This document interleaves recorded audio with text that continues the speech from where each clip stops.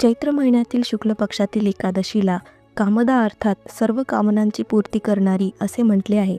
या दिवशी भगवान वासुदेव अर्थात वसुदेव पुत्र श्रीकृष्णाची पूजा करतात आणि गरिबांना दान देण्याचे विशेष महत्त्व आहे.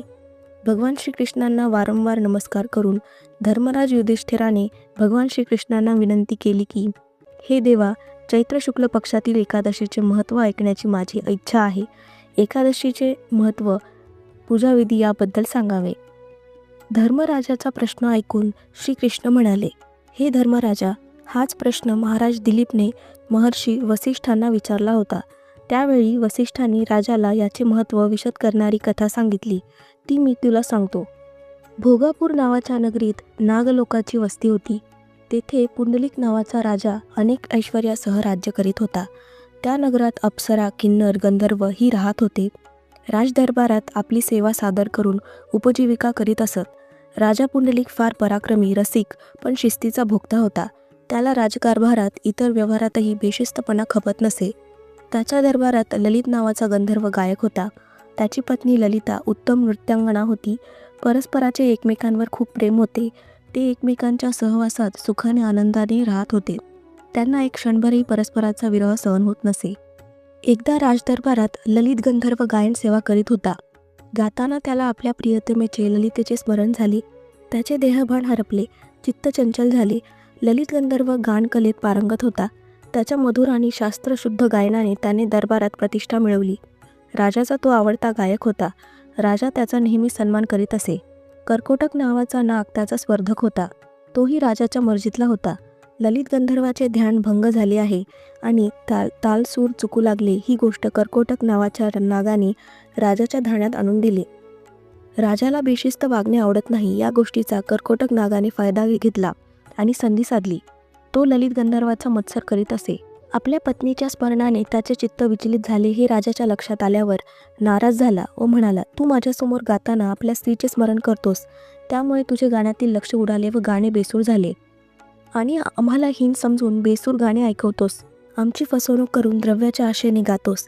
या अपराधासाठी मी तुला शाप देतो की तू कच्चे मांस आणि माणसे खाणारा दुष्ट कुरूप भयानक राक्षस होशील. याप्रमाणे राजाने गंधर्वाला भर दरबारात शाप दिला. दरबारातील वातावरण तंग झाले. कोणालाही तेथे थांबवेना. राजा दरबारातून निघून गेला. सभा बरखास्त झाली.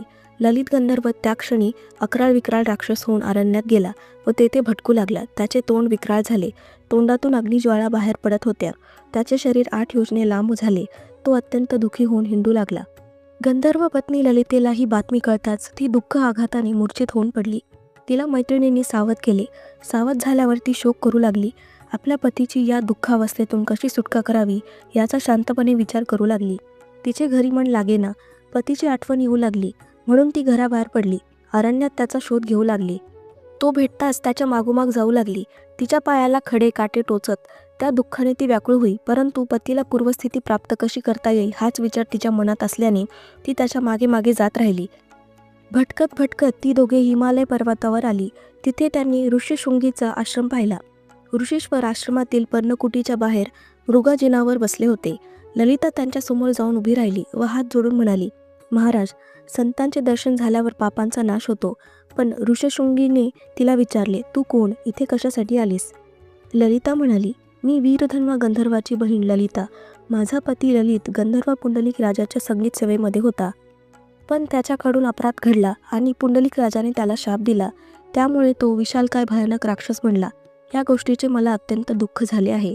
पतीशिवाय माझे जीवन यातनामय बनले आहे. माझ्या पतीला त्याची पूर्वस्थिती प्राप्त झाली तर आमचे जीवन सुखी होईल, नाहीतर आम्हाला दोघांना मृत्यूशिवाय पर्याय नाही. ही हकीकत सांगताना ललितेला अश्रू अनावर झाले. ऋषी म्हणाले, हे गंधर्व कन्ये, तुझी हकीकत खरोखर करुण आहे. तू निष्पाप असून दुःख भोगतेस म्हणून तुला तुझ्या पतीच्या उद्धारासाठी एक व्रत सांगतो. आता येणारी चैत्र शुक्ल एकादशी तिला कामदा एकादशी म्हणतात. हे व्रत करणाऱ्याचे सर्व कार्य सफल होतात. तू जर हे व्रत विधीपूर्वक श्रद्धायुक्त अंतःकरणाने करून त्याचे पुण्य पतीला अर्पण केले तर तुझा पती या शापातून मुक्त होईल. त्याचे राक्षस रूप लुप्त होईल. तो पूर्वीसारखा देखणा बलदंड तरुण युवक होईल. चैत्र शुक्ल एकादशी आल्यावर ललिताने विधीपूर्वक निष्ठेने व्रत केले. द्वादशीला ब्राह्मण बोलावून त्यांना दान दक्षिणा देत तिने परमेश्वराला प्रार्थना केली, हे प्रभू, मी केलेल्या व्रताचे फळ माझ्या पतिदेवाला प्राप्त होऊ दे, ज्यामुळे तो राक्षस योनीतून मुक्त होऊन मूळ स्वरूपाला प्राप्त होईल. तिची प्रार्थना संपता क्षणी तिचा पती ललित गंधर्व सुंदर वस्त्रभूषणे घालून ललितेसमोर उभा राहिला. त्यानंतर त्याने सुख उपभोग घेतले व अंती एक दिव्य विमानात बसून ते दोघे स्वर्गलोकाला गेले. स्वर्गात त्यांचे विष्णुदूतांनी फुले उधळून स्वागत केले. वसिष्ठ मुनी म्हणाले, राजा, विधिपूर्वक हे व्रत करण्यामुळे सर्व पापांचा नाश होतो. राक्षसादी यातनामय योनीतून मुक्तता होते. जगात यासारखे सोपे आणि पुण्यफल देणारे दुसरे व्रत नाही. ही कथा ऐकण्यामुळे किंवा वाचण्यामुळे वाजपेयी यज्ञाचे फळ प्राप्त होते. अशी ही कामदा एकादशी व्रतकथा संपूर्ण. श्रीकृष्णार्पणमस्तु.